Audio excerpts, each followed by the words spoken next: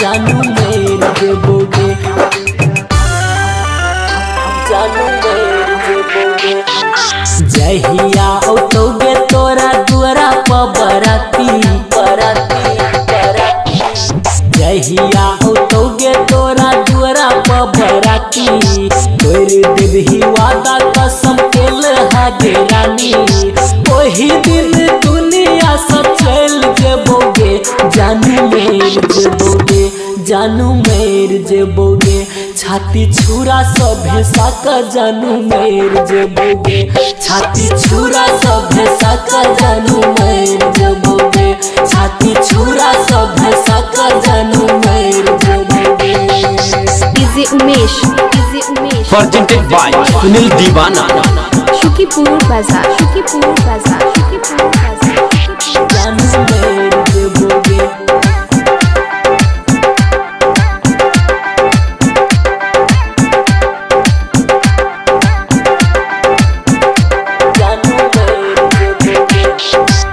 प्राणों से बढ़कर चाहने छो जान गे, चाहने छो जान गे, चाहने छो जान गे। दिल में लिखाने छो तोरे नाम गे, तोरे नाम गे, तोरे नाम गे।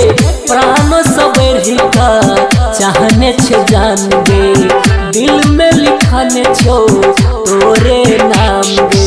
तोरो दुल्हा के संपर पर गोली मार देबोगे, हमहू मेर जेबोगे, जानू मेर जेबोगे।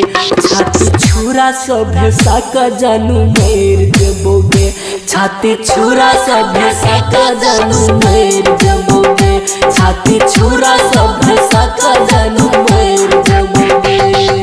DJ Umesh, presented by Sunil Deewana, Shukipur Bazar, Shukipur Bazar, Shukipur बाजार।